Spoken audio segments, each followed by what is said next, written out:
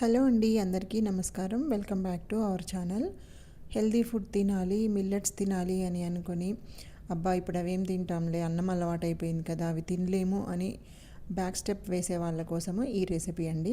ఒక్కసారి మీరు ఏ మిల్లెట్తో అయినా పర్లేదు ఈ రెసిపీ ట్రై చేసుకొని తినడం అలవాటు చేసుకోండి.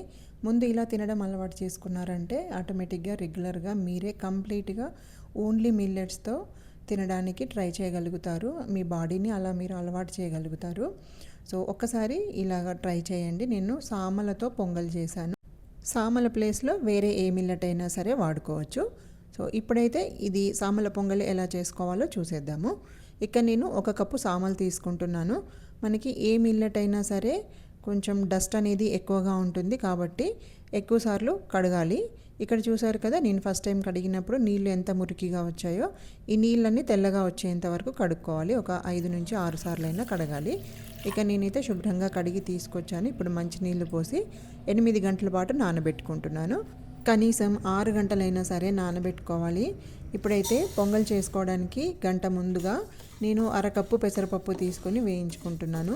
1 కప్పు సామలకి అరకప్పు పెసరపప్పు సరిపోతుంది కరెక్ట్గానే. లేదు మీరు స్టార్టింగ్ స్టేజ్లో ఉన్నారు, మేము అలా కూడా తినలేము అనుకుంటే 1:1 రేషియో తీసుకోవచ్చు. కప్పు పెసరపప్పు, కప్పు సామలు తీసుకొని కూడా ట్రై చేయొచ్చు. పప్పు చూడండి ఇలా ఎర్రగా వేగింది కదా. ఇప్పుడు ఈ పప్పును ఒక గిన్నెలోకి తీసుకొని శుభ్రంగా కడిగి ముందుగా నేను సామలు నానబెట్టుకున్నాను కదా, అదే గిన్నెలో వేసి ఇంకొక గంట పాటు నానబెడుతున్నాను.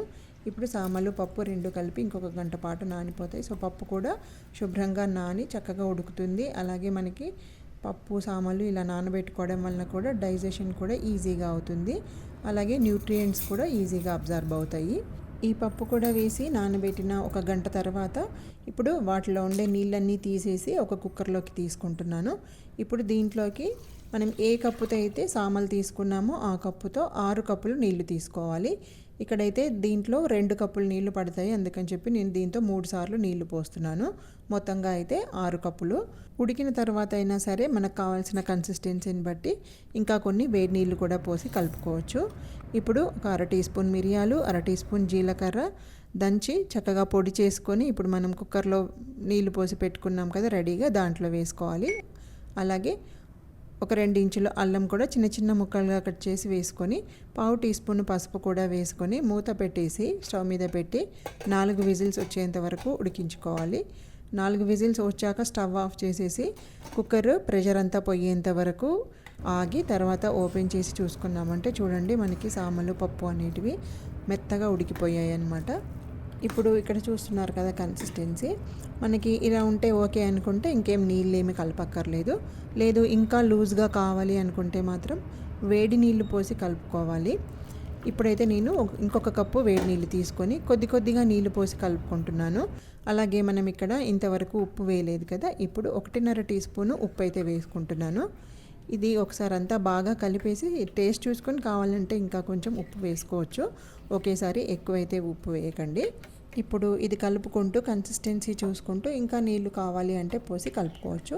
నేనైతే మొత్తంగా 3/4 కప్పు వరకు వేడి నీళ్ళు పోసి కలిపాను. తర్వాత ఇప్పుడు దీంట్లోకి అయితే తాలింపు పెట్టుకుందాం మనం. దీనికోసము స్టవ్ మీద ఒక ప్యాన్ పెట్టి వేడెక్కాక 2 లేదా 3 టేబుల్ స్పూన్ల వరకు నెయ్యి వేసుకోవచ్చు.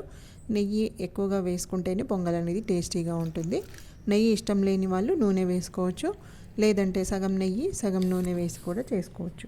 ఇప్పుడు దీంట్లోకి ఒక గుప్పెడన్ని జీడిపప్పులు వేసి ఇలా దోరగా వేగుతున్నప్పుడు 1/2 టీ స్పూన్ జీలకర్ర, 1/2 టీ స్పూన్ మిరియాలు, 4 లేదా 5 పచ్చిమిరపకాయలు వేసి పచ్చిమిరపకాయలు చక్కగా వేగనివ్వాలి. ఇప్పుడు దీంట్లోకి 1/2 టీ స్పూను ఇంగువ కూడా వేసుకొని కలిపేసి కొద్దిగా కరివేపాకు వేసి కరివేపాకు కూడా మంచిగా వేగనివ్వాలి. ఇప్పుడు ఈ తాలింపుని మనం రెడీగా పెట్టుకున్నాం కదా పొంగలి, దాంట్లోకి వేసి అంతా బాగా కలిసేలాగా కలుపుకొని ఒక్కసారి టేస్ట్ చూసుకొని ఇంకా ఏమైనా కావాలి అంటే ఉప్పు కూడా వేసి కలుపుకొని 1 నిమిషం పాటు ఉడికించుకున్నామంటే మనకి ఈ పొంగల్కి ఈ నెయ్యి ఈ తాలింపు ఫ్లేవర్ అంతా బాగా పట్టి మంచి టేస్టీగా ఉండే సామల పొంగల్ అయితే రెడీ అయిపోతుంది. మీరు కూడా ఒకసారి ట్రై చేసి ఎలా వచ్చిందో కమెంట్ సెక్షన్లో కమెంట్ చేయండి. అలాగే కొత్తగా మన ఛానల్ని చూస్తున్న వాళ్ళైతే మీకు కనుక నా వీడియోస్ నచ్చినట్లయితే ప్లీజ్ సబ్స్క్రైబ్ చేసుకోండి. అలాగే లైక్ చేయండి, షేర్ చేయండి, కమెంట్ చేయండి. Thank you for watching.